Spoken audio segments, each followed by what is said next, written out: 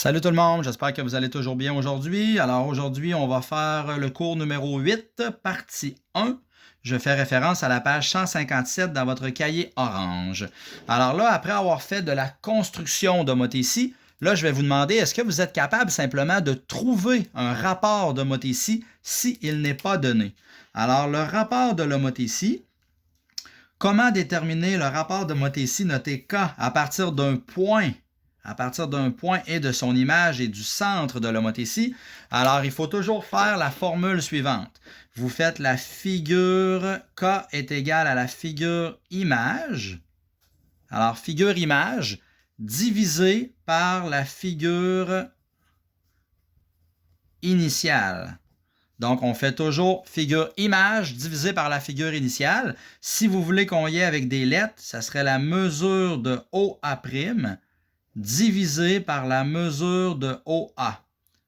Alors, on va faire ça et ça va donner le rapport de l'homothétie. Allons-y avec quelques exemples, vous allez très bien comprendre. On te dit détermine le rapport de l'homothétie dans chacune des situations suivantes. Alors ici, je te dis K, quel serait le rapport d'homothétie? On est très bien capable de différencier le point image versus le point initial, puisque le point image, il y a toujours un petit prime dessus. Donc ça, mon point P' ici, ça serait l'image, et mon point P serait le point initial. Alors, qu'est-ce que je fais? Ici, je n'utiliserai pas OA divisé par OA, je vais utiliser avec les lettres P. Alors, mon image, ça va être ma mesure de OP'. Alors, la longueur de mon segment OP', et je vais diviser par la longueur de mon segment OP, c'est-à-dire la longueur de ça ici de OP. Alors, qu'est-ce que je vais faire? Je vais prendre ma règle. Moi, ça me donne ceci. Donc, la mesure de OP', moi, ça me donne 4,6. Alors, 4,6 cm, ça, c'est la longueur de OAP'. Et la longueur de OAP, moi, ça me donne 1,6 à peu près. 1,6. Alors, 1,6, c'est ma longueur de OAP. Et là, qu'est-ce qu'on fait? On prend notre calculatrice et on divise. Alors, je vais faire 4,6 divisé par 1,6. Alors, mon rapport de l'homothétie serait à peu près 2,88 si j'arrondis, parce que c'était 2,875. Alors, le rapport de l'homothétie serait 2,88 dans ce cas-là. Supposons que je prends la lettre B. La lettre B, encore une fois, c'est avec les points P et P'. Alors, je vais encore dire que l'image sera la mesure de OP', c'est-à-dire la longueur du segment OP', et la figure initiale sera la mesure du segment OP. Donc, c'est toujours image divisé par initiale, c'est-à-dire celui qui a un prime divisé par celui qui n'a pas de prime. Alors là, je prends ma règle. Je commence par mesurer la longueur de mon segment OP. Moi, la longueur de mon segment OP, c'est exactement 6, OP'. Je commence par OP'. Alors, moi, ça me donne 3,1. 3,1 sera ma distance de OP. OP', excusez-moi. Et après ça, je mesure de OAP. Moi, ça me donne 6,2. Donc, de là à là, c'est OP, ça me donne 6,2. Puis de OAP', ça me donne 3,1. Alors, je prends ma calculatrice, je pitonne. 3,1 divisé par 6,2, ça me donne exactement un rapport d'homothétie de 0,5. Donc, c'est normal, hein? On a une réduction. Le point P' est plus près de la source lumineuse que le point initial. Alors, c'est la raison pour laquelle nous avons ici un chiffre qui est plus petit que 1 parce que c'est une réduction. OK, par la suite, le dernier numéro de cette page-là, on voit une figure initiale AB et la figure image qui est A'B'. Alors, quand vous voyez que j'ai utilisé deux lettres ici, j'ai donné la coordonnée j'ai donné A' et j'ai donné A, j'ai donné B' et j'ai donné B.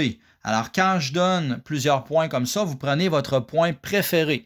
Alors ici, je pourrais dire que la longueur de mon segment image, la longueur de ma figure image, supposons que je travaille avec A, alors je vais dire la mesure de OA', divisé par la longueur de mon segment initial, c'est-à-dire la mesure de OA.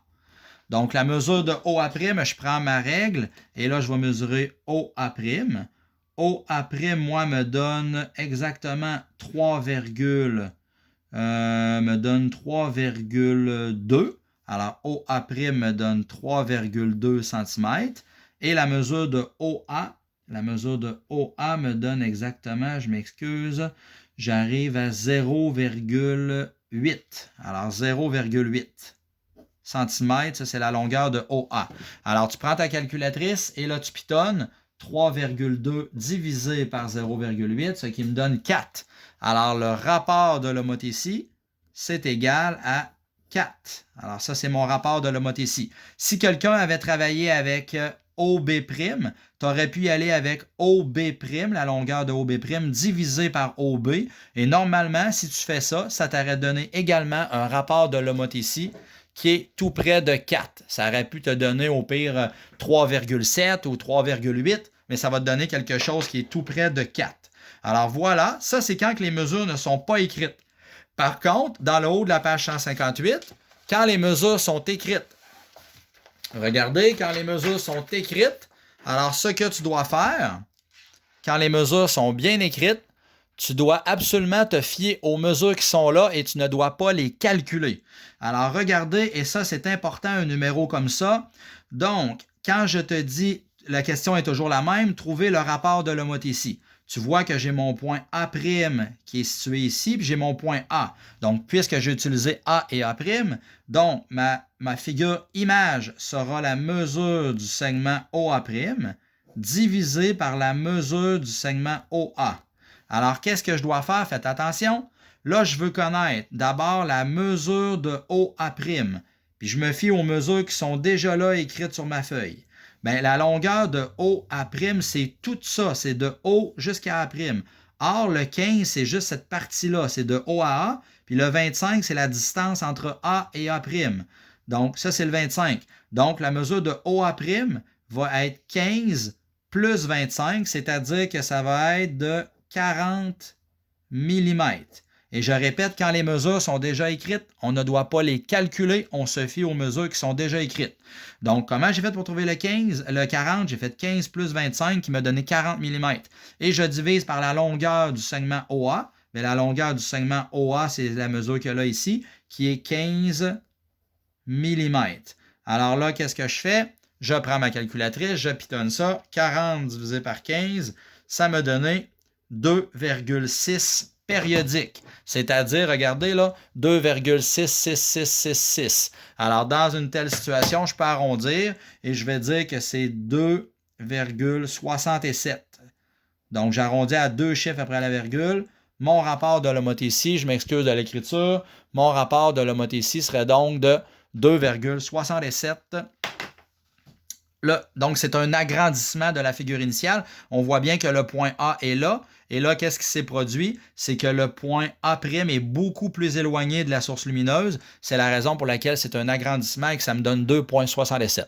Je vais arrêter là pour le rapport de l'homothétie. Je vais faire une capsule numéro 2 pour le centre de l'homothétie.